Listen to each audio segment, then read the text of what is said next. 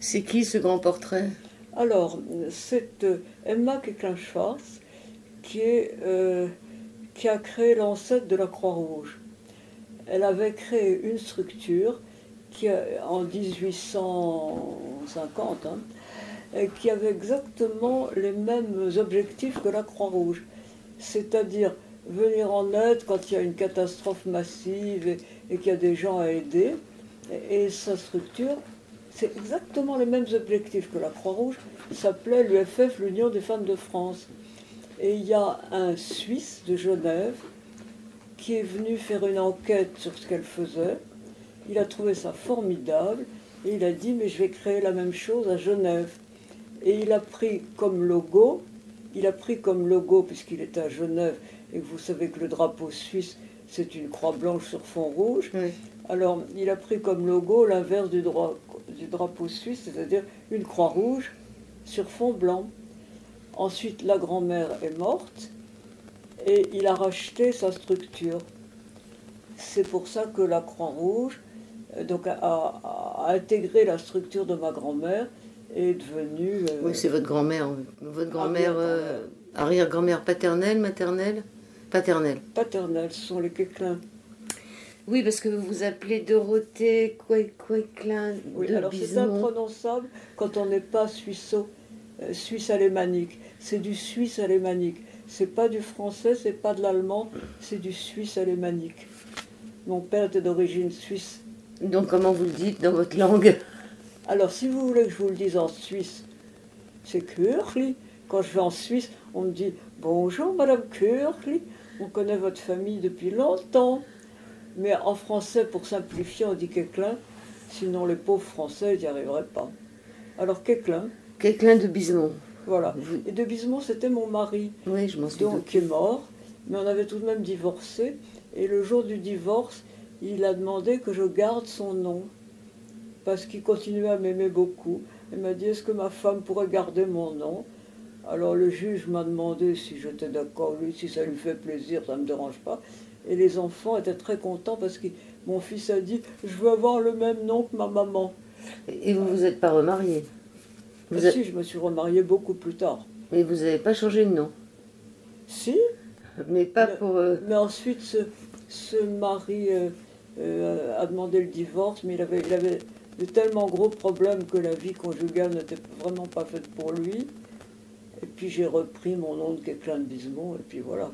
Bon, donc 2 mariages au total? 3 mariages? Deux, ça suffit. Combien d'enfants? 3. 3 enfants. Vous êtes né en 1937, vous êtes né en Suisse? Non, pas du tout. Ma famille était sur Paris.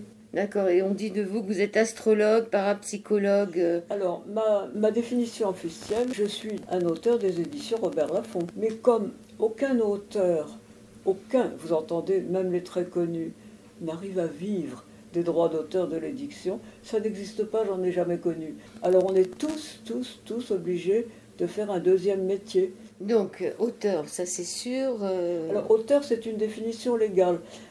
La définition légale d'un auteur, nous sommes les salariés annuels de l'édition. C'est la définition. Je suis une salariée annuelle des éditions Robert Laffont. Vous êtes aussi parapsychologue? Oui. Alors, la parapsychologie est une discipline extrêmement respectée et connue aux États-Unis et encore totalement ignorée de l'université française.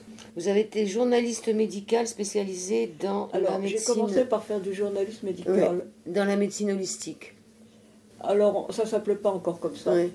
J'ai commencé par être... D'abord, j'étais auteur chez Laffont, mais comme je vous l'ai dit, comme les auteurs ne gagnent pas leur vie comme auteurs, même si on a des grosses ventes, et j'ai des très grosses ventes, mais comme c'est du livre de poche, ça ne rapporte rien du tout. Alors, on est tous, nous autres auteurs, obligés de faire un deuxième métier. Alors, j'ai fait du journalisme, et puis j'ai fait pas mal d'astrologie, et à ce titre, j'ai fait de la consultation de psychoastrologie, beaucoup. Alors, chez Laffont, vous avez publié Astrologie karmique en 83. C'était votre premier livre? Oh non! Vous voulez ma liste de livres? Non, il y en a une très grosse liste, mais le premier, justement, il datait de quelle année? Oh non! J'avais écrit avec une amie médecin un livre qui s'appelait Médecine douce pour nos enfants. En quelle année? Ouf! À l'époque, on ne parlait pas du tout des médecines non pastorielles. Alors, son premier livre, Médecine douce pour C'est vos pas mon enfants. premier livre. C'était pas le premier. Oh non. Ça, c'était déjà aux éditions du Rocher en 82.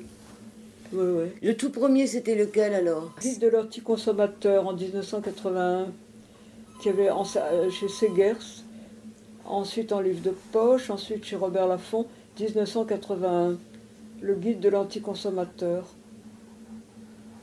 Ensuite, chez Pauvert, comment parler avec les animaux. Ensuite, un livre pour enfants, je m'amuse quand je suis malade, chez Hachette. Vous en avez fait beaucoup, beaucoup. Les bons astro-mariages au Mercure de France en 77. Le grand livre du cancer en 1979 chez Chou. Le grand livre du scorpion, même année, au même éditeur. Chez Solar, la balance à paraître, le Sagittaire et le Capricorne en 82. Et puis j'en ai écrit d'autres chez Solar. En particulier, le pendule, première leçon de radiesthésie, ils ont refait une nouvelle édition superbe. En 82. Et ils m'envoient des droits d'auteur énormes. J'en reviens pas. Bah, tant mieux. Ça prouve que quelquefois ça marche. Oui. Mais là, on va plutôt parler de... Parce que vous êtes la spécialiste d'Edgar Cayce, comme vous dites. Alors j'étais tout de même aux États-Unis. J'ai été proposé le sujet à Robert Laffont, qui était un homme très cultivé, qui m'a dit, ça fait des années que j'attends un auteur qui viendrait me proposer de parler d'Edgar Cayce pour la célèbre collection noire, les énigmes de l'univers. Alors je lui ai dit, je serai cette personne. Alors il m'a dit, mais avec joie. Seulement il m'a dit, il y a un problème, c'est que vous êtes une femme et nous vendons beaucoup moins bien les livres de femmes. C'était tout à fait exact. Hein. D'un auteur femme, on attend qu'elle écrive des livres pour les enfants, pour les gosses. Ou des trucs sur leurs fesses. Non, non, pas d'une femme. Ah si, il y a plein de femmes qui écrivent... Oui, mais c'est réputé pour être plutôt des auteurs masculins. Elles écrivent, oui, mais souvent sous pseudo. Donc vous l'avez rencontré, Edgar Cayce? Non, vous n'avez pas pu le rencontrer, puisqu'il est mort. Il est mort né en 45. Oui, c'est ça, il était né en mars 77. Et en 45, moi j'étais une petite fille. Oui, et donc lui, il est né en 77. Et il est mort en 1945, quelques jours avant son épouse Gertrude. Est-ce que Gertrude, elle l'a suivi dans la mort? Vous avez une idée de ça? Alors je sais que Gertrude lui a très peu survécu. Oui, quelques jours. Je me demande s'ils ne sont pas morts ensemble. Non, non, pas du tout. Elle est morte, je ne sais pas... 2 jours. Je ne sais plus. Je ne sais plus, mais elle n'a pas survécu. Oui, c'est ça. Donc elle ne pouvait pas vivre sans son homme. Ouais. Et de quoi il est mort, vous savez pas? Il est mort jeune quand même. 45 et 77, ça fait... C'était une époque où on ne vivait pas très vieux. Il faisait un métier très stressant. Vous savez, la voyance, c'est très stressant au point de vue cardiaque. Il n'y a pas plus stressant au point de vue cardiaque que ces métiers de médium et de voyant. On l'appelait l'homme aux 14 000 lectures psychiques. Il a fait... Alors attendez. Le mot psychique, il ne faut pas l'employer, c'est un mot anglais. C'est ce que les Anglais appellent psychic. Et ça, le mot anglais qu'on prononce psychic, ça veut dire parapsychologie. D'accord. Ça veut dire parapsychologie, c'est une espèce de grand fourre-tout dans lequel on met la médiumnité, la voyance, le magnétisme, la lecture des vies antérieures, l'astrologie, etc. Donc, dans ces 14 000 lectures, il y a 8 976 diagnostics médicaux avec traitement, 2 560... Et ce qu'il faudrait dire, c'est qu'avec ces diagnostics médicaux, la grande majorité des gens à qui il a donné ce diagnostic est suivi d'une prescription, et d'une prescription alimentaire, ce que ne font pas les médecins français. La grande majorité a guéri. Alors, je n'ai pas pensé que vous m'interrogeriez sur Edgar Cayce. Je ne me suis pas replongée dans les bouquins. Mais son don de voyance, il est arrivé par l'intermédiaire de quelqu'un, parce qu'il travaillait il était comme dans un coma. Non. C'est pas arrivé par l'intermédiaire de quelqu'un. Il s'en est rendu compte. Peu à peu, il faut dire que les Américains sont beaucoup moins rationalistes et ricanants que nous. Nous, ici, j'ose pas dire que je suis voyante, sinon les gens font ha ha ha. Non, non, c'est pas du tout le cas de l'Amérique. Hmm. L'Amérique, ils sont très très respectueux pour tout ce qui est parapsychologie, non pastorien, etc. Donc il se couchait, il s'allongeait, je crois qu'il retirait ses chaussures et il y avait sa Sa femme. femme le faisait s'allonger, il se détendait quelques minutes, et puis quand il était détendu, il lui disait on peut y aller. Alors elle commençait à dire, alors là ça commençait à être enregistré, il y avait sa secrétaire à côté qui enregistrait. Monsieur Kessy, qu'est-ce que vous avez à nous dire aujourd'hui ou sur tel sujet? C'est un enseignement complètement oral, au même titre que Platon. Complètement oral, c'est-à-dire que lui parlait sous l'inspiration de son guide, sous l'inspiration du Christ cosmique, a-t-il dit plus tard, et sa secrétaire notait, et puis voilà, et puis ça a été ensuite publié. J'aimerais que l'émission se fasse sur les prédictions d'Edgar Cayce, sur ce qu'on est en train de vivre en ce moment. Parce que dans le livre que vous avez écrit, un des premiers, il disait que pour celui qui sait et n'agit pas, la connaissance devient péché. C'est-à-dire qu'il y a une connaissance quand même de tout ce qui nous arrive en ce moment, qui était prédit. Comment vous voyez ce qu'on est en train de vivre en ce moment, Dorothée? Oh ben écoutez, c'est tout simple.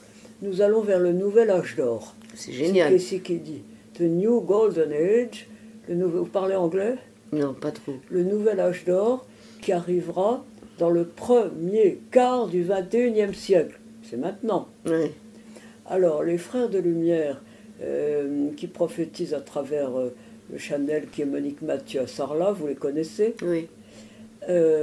Ils ont dit la même chose, on va vers le nouvel âge d'or. Alors quelqu'un dans la salle leur a dit « Oh, mais vous parlez toujours du nouvel âge d'or, mais on ne voit que des emmerdes, des violences, des guerres. » Et alors ils ont répondu « Le nouvel âge d'or va arriver très bientôt, mais il ne pourra arriver que quand tout ce qui est pourri aura dégringolé. » Et c'est la période dans laquelle vous êtes maintenant. Oui, parce que justement, il en parle des guerres. Regarde que s'il parle du fait s'il y a des guerres, c'est de notre faute à nous. C'est-à-dire, il parle aussi des taches solaires, que quand le soleil a des taches... Mais c'est surtout des liquidations karmiques. Selon lui, la réincarnation de groupes est la clé des événements historiques. Est-ce qu'on pourrait penser qu'en ce moment, il y a pas mal de réincarnations de groupes? Oui, il en parle. Il dit, vous allez voir, à partir de 1911, on commençait à se réincarner massivement, en groupe. Les âmes de la dernière partie de l'Atlantide, qui étaient des âmes très décadentes, très matérialistes, et c'est ça que vous récupérez aujourd'hui. C'était des âmes qui étaient à la fois très matérialistes, très décadentes, et en même temps avec une grande aptitude pour tout ce qui était technique, matériel, électronique, voilà. Et c'est ça que vous voyez maintenant se réincarner. Oui, il parlait aussi que pendant la guerre de 14, il y a eu des taches sur le soleil, que le soleil a des taches quand il y a de la guerre sur Terre, que tout ce qui... Ça, je ne me rappelle pas du tout de ça, je ne peux pas en parler, je ne me rappelle pas. Vous l'avez écrit. Vous l'avez. Il dit aussi que celui qui parlerait de ses révélations à son profit irait vers la ruine. Donc vous et moi, on ne fait pas ça pour... Ben, vous savez, si vous savez quelque chose d'utile et de positif, et que vous ne le partagez pas, vous êtes un sale égoïste. Oui, mais si on sait aussi quelque chose d'utile et qu'on s'en sert uniquement pour faire de l'argent, c'est-à-dire, il expliquait que... Si vous ne le partagez pas parce que vous avez peur et que vous n'avez pas confiance, il faut aller voir un psy. Il n'y a que deux énergies, il y a la peur ou l'amour. Ou vous êtes dans la peur, ou vous êtes dans l'amour. Vous ne pouvez pas être à la fois dans l'amour et dans la peur. Il écrit aussi dans le premier livre que vous avez en PDF sur le net, tout ce qui se réalise sur Terre a d'abord existé dans l'invisible. C'est-à-dire que tout ce qu'on vit maintenant a d'abord existé dans l'invisible. Oui, dans d'autres mondes. Parce que les gens qui arrivent sur la Terre à l'heure actuelle, ils ont été se balader dans des tas d'autres planètes et étoiles. Vous êtes allé vous promener où, vous? Moi, je ne me rappelle plus, mais il y en a qui se rappellent. Mm. Moi, je sais que je suis une très vieille âme. Donc j'ai certainement eu des vies dans le système solaire et ailleurs. Vous n'avez pas cherché vos réincarnations? Si, mais j'ai cherché celle qui était récente et dont je reprenais la suite. Vous voulez dire mes incarnations antérieures? Je sais que j'ai vécu à Alexandrie en Égypte il y a 2000 ans, en gros, hein, et que je faisais un petit peu le même métier que maintenant, c'est-à-dire réunir des groupes, réunir des séminaires et animer des séminaires pour transmettre des vérités spirituelles. Je faisais la même chose. Alors, est-ce qu'on serait contrôlé par le monde invisible, puisque tout ce qui se réalise sur Terre... Non, le mot contrôler n'est pas bon. Nous dépendons de tout un tas de choses. Mais en premier lieu, il y a le karma de ce que nous avons fait avant. Moi, je vois par exemple ma fille un jour, elle me dit, elle se met en colère contre moi parce que je l'avais engueulée. Elle me dit, ouais, qu'est-ce qui m'a foutu des parents pareils. Alors je lui dis non, avant que tu naisses, avant que tu choisisses de naître dans ce pays-ci, à cette époque, et comme ma fille, on t'a passé un petit film pour te proposer ce pays, cette famille, moi comme mère, et on t'a demandé si tu acceptais. Tu as regardé, tu as demandé quels étaient les inconvénients et les avantages, et tout bien réfléchi, tu as dit j'accepte. Alors je lui dis maintenant ma fille que tu as signé ton contrat, mets-le à exécution le plus honnêtement possible. Vous avez toujours des bonnes relations avec elle? Non, je ne la vois plus du tout, parce qu'elle trouve que je fais des choses... c'est ma famille, ils sont très très très gênés par tout ce que j'écris. Déjà les médecines douces, médecine non officielle, ça les emmerdait. Ensuite faire de l'astrologie, horreur, parce que ma malheureuse vieille mère, enfin, la pauvre, a été récupérée par des curés intégristes. Alors il lui disait, ne laissez pas votre argent à votre fille Dorothée, elle ira en enfer parce qu'elle fait de l'astrologie. Alors ma pauvre vieille mère, elle est emmerdée de tout ce que je faisais. Vous étiez fille unique? Non, j'avais 2 sœurs. Et les 2 autres sœurs, elles sont comme vous? Pas du tout. Comment ça se fait que vous êtes comme ça? Qu'est-ce qui s'est passé? Vous savez, comme je viens de vous le dire, la naissance est un choix personnel. J'ai choisi cette famille parce que j'avais des karmas à liquider. Oui, ok, mais pourquoi vous avez choisi de vous orienter vers la parapsychologie, de vous intéresser à Edgar Cayce? C'est des réminiscences de l'Égypte ancienne où je faisais déjà ce métier. Quand vous étiez petite, vous vous intéressiez aux fées, aux fantômes, Oui, plus ou moins. Je ne me rappelle plus, oui. Oui, je n'en ai... Comme ma famille était très anglophile, et que les Anglais ne mettent absolument pas en doute les fées, les esprits de la nature. Pour eux, pour les Anglais, ça existe vraiment. Et donc, bien, on ne mettait pas ça en doute.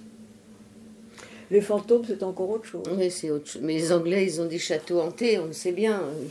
Mais les Français en ont plein. Ouais. Il y en a plein en France, plein. Donc à quel moment vous avez décidé d'aller vers la parapsychologie? 18 ans, 20 ans? J'ai commencé par faire des études. Vous vous rendez peut-être pas compte, mais à l'époque, on attendait d'une fille qu'elle se marie, qu'elle épouse un monsieur de son milieu, et si possible riche, et qu'elle fasse des enfants. On leur demandait rien d'autre. Moi, au lieu de ça, j'ai filé à Paris, j'ai commencé à faire des études à l'université.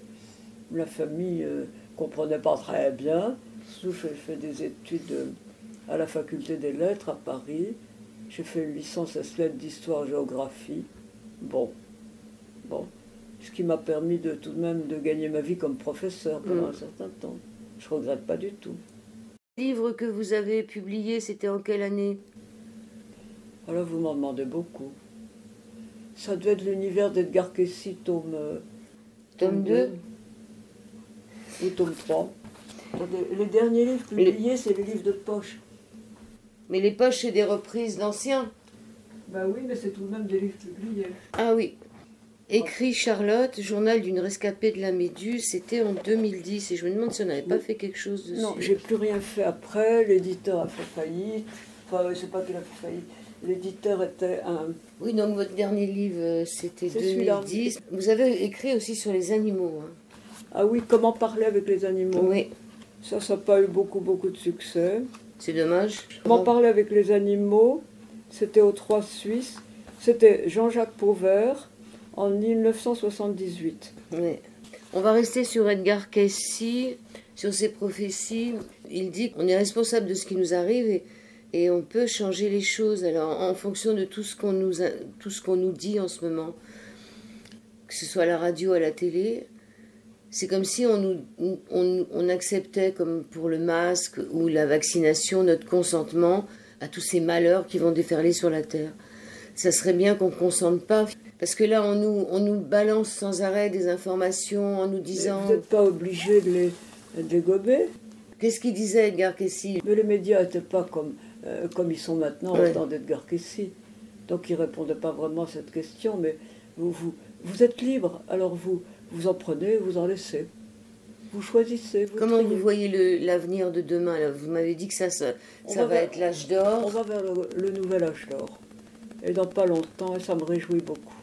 Vous faites encore un peu d'astrologie, vous? Ouais. Où on en est en ce moment au niveau des conjonctions planétaires et... D'aujourd'hui, je sais pas, j'ai pas regardé. Je sais qu'on avait eu une conjonction Saturne-Pluton, je pense, pendant un certain temps. Mais vous savez, c'est une erreur d'analyser un point précis, une conjonction, sans regarder l'ensemble du thème. On ne peut pas analyser un thème à partir seulement d'un aspect. Il faut regarder globalement. Donc ce qui nous est tombé dessus en fin 2019-2020, il y avait quand même beaucoup de gens qui l'avaient prévu au niveau astrologique, astronomique même. Ou médiumnique. Ouais. Est-ce qu'il vous arrive d'avoir des flashs, des visions, Écoutez, j'ai tout de même fait pendant 35 ans le métier de médium. Alors de temps en temps, par exemple, s'il y a quelque chose qui m'a échappé, qui est important, j'entends la voix de mes guides qui me dit attention, il faut faire ci, il faut faire ça. Oui, j'entends la voix de mes guides, plutôt la nuit d'ailleurs. Oui, puis ce qui est important, c'est que quand on a une information, il faut... Si on nous dit de faire quelque chose, il ne faut pas le remettre à demain, il faut le faire tout de Non. suite. Par exemple, moi j'habitais Paris, j'étais très contente à Paris, parce que tout de même Paris, il y a un dynamisme culturel absolument formidable. Et puis j'ai entendu au milieu de la nuit la voix de mon guide. Mon premier guide c'est mon père et mon deuxième c'était Edgar Cayce, me disant ma fille, ça serait pas mal que tu t'installes ici à Saint-Lunaire. Ma mère avait un appartement qui était vide toute l'année. Alors j'ai obéi, j'ai déménagé. Alors au début j'ai eu du mal à m'habituer, puis maintenant je suis très contente. Et puis maintenant je vois plein de gens de Paris qui veulent s'installer ici. J'ai un ami agent immobilier ici, il est submergé de demandes de gens qui habitent Paris et qui veulent venir s'installer ici. Mais vous n'êtes pas resté à Saint-Lunaire, pourquoi? Oh écoutez, c'était un trou. C'était un petit village qui ne vivait que 2 mois de l'année, en juillet-août, et tout le reste c'était un village. Le reste du temps c'était un village au volet fermé, c'était pas intéressant. Ici c'est une vraie ville. Ici il y a un vrai service de poste, il y a un pharmacien, il y a des libraires, il y a une activité culturelle, il y a tout ce qu'on veut ici. C'était joli comme nom, Saint-Lunaire. C'est un moine en provenance du monde celtique d'Irlande qui s'appelait Laonarius et qui est venu évangéliser ce pays et fonder le village. C'était la maison de votre maman. C'était un appartement de vacances qu'elle avait acheté, voilà. Je l'ai vendu depuis longtemps pour acheter ici. Ici, je suis en ville, j'ai tous les services que je veux. D'accord, donc il faut plutôt se dire que ce qui nous arrive en ce moment, c'est une bonne chose. Ben oui. Ben oui. On est en train d'avancer vers la lumière, c'est bien. C'est positif. Comment vous avez vécu la période Covid? Vous étiez là. Le Covid, oh, je suis végétarienne. Les végétariens, les Anglais, le gouvernement anglais a fait une étude très célèbre qui s'appelle l'étude Campbell sur les végétariens. et pour s'apercevoir, à leur grande surprise, que les végétariens consommaient moitié moins de visites médicales que les autres, moitié moins de médicaments, ils étaient en bien meilleure forme, vivaient plus vieux et en meilleure santé. Là, c'est mon cas. Ouais, c'est normal parce que quand tu végètes, t'as rien. Ah, ça c'est bon, ça c'est très bon. Voilà, Alors, donc... je mange végétarien, bio, local et de saison. Et vous avez l'air en forme. Bah oui, je n'ai que de tout petits bobos. Et je me soigne en homéopathie, comme la reine d'Angleterre. Donc Edgar Cayce, est-ce il avait fait beaucoup de prédictions? Énormément. Qu'il y en a qui se sont avérées justes, il y en a d'autres, on les attend encore, donc Voilà. on le traite de charlatan quelque Voilà. part. Non, Parce qu'il non, il avait prévu quand même une fin du monde aussi. non, non. Il avait remis à jour tout le phénomène Atlante. Il a donné beaucoup de lectures sur l'Atlantide, reprenant ce qu'avait dit Platon avant lui, car Platon, dans deux de ses ouvrages, le Timée et le Critias, parle énormément et avec beaucoup de détails de l'Atlantide. Et puis il y a actuellement les Américains qui font des fouilles archéologiques sous-marines, en particulier autour des Antilles, et c'est là qu'ils ont retrouvé le mur de Bimini, et ils ont retrouvé des traces de villes entières sous l'Atlantique, entre nous et l'Amérique, face à la côte Est. Donc les Américains, les milieux de l'archéologie américaine n'ont plus aucun doute qu'il y avait une civilisation qui a été là et qui a été engloutie au fond de la mer, dont on trouve, moi j'ai vu des photos de ce qu'ils ont retrouvé. Le mur de Bimini, tout de même, c'est à je ne sais combien de mètres de profondeur, c'est un gros mur avec des grosses pierres taillées à angle droit, c'est tout de même pas les poissons qui ont fait ça. Donc ça a été submergé. C'est exactement comme le dit Platon. C'est ce que dit Platon. Et c'est aussi Edgar Cayce qui a parlé des annales akashiques. Alors il dit que l'Atlantide s'est écroulée, fut un grand continent, et s'est écroulé en 3 dates. En moins 50 000, il y a eu un cataclysme, et ce grand continent s'est divisé en 3 blocs, Poséidiane, Ariane et Og. En moins 25 000, Ariane et Og se sont écroulés dans la mer suite à un nouveau cataclysme, et en moins 11 000, cataclysme définitif, c'est Poséidiane qui s'est complètement écroulé au fond de la mer. Mais il y a des restes. Les archéologues américains n'arrêtent pas de trouver des choses. Oui, il dit qu'aussi les tremblements de terre et les éruptions volcaniques, c'est un peu causé par nous, les humains, sur Terre. Alors c'était Monique Mathieu qui disait, donc à Sarlat, qui disait, il y a 20 ans, vous allez affronter maintenant 2 choses, la violence des hommes et la colère de la terre. Parce qu'on ne s'est pas du tout rendu compte qu'on avait massacré la terre comme ça. Moi, il y a 40 ans, j'étais journaliste et je militais pour la défense de l'environnement. Tout le monde se payait ma tête, mais on ne s'était pas rendu compte que l'environnement s'était tellement dégradé, qu'il y a beaucoup d'espèces qui ont disparu, que la biodiversité s'est appauvrie, qu'on a massacré l'environnement. Et on continue. Il y avait cette femme américaine qui avait écrit Le Printemps silencieux. Oui, c'est pas Rachel Carson. C'est possible dans les années 60, je crois. Ouais. Donc il y avait quand même des visionnaires. C'est un grand best-seller. Vous entendez les oiseaux ici le matin? Oui, j'ai plein d'oiseaux. Génial. Oui, c'était The Silent Spring, le printemps silencieux. Parce qu'elle prévoyait un jour où il n'y aurait plus d'oiseaux et le printemps serait silencieux. Et là, c'était la fin du monde. Alors moi, ici, j'ai plein d'oiseaux. J'ai des moineaux partout, je leur mets du grain et de l'eau. J'ai des goélands tant qu'on veut. Oh, oui, il y en a beaucoup. J'ai des merles, j'ai plein d'oiseaux. D'ailleurs, vous les voyez. Qu'est-ce que vous pouvez dire pour terminer l'émission sur Edgar Cayce? Une philosophie optimiste et positive dont nous avons besoin. Vous avez dit tout à l'heure que vous aviez 2 guides, votre père et Edgar Cayce. Est-ce qu'il vous envoie des messages en ce moment? Pas tout le temps, chaque fois que j'ai besoin. Quand il y a quelque chose, je ne sais pas quoi faire, je suis embêtée.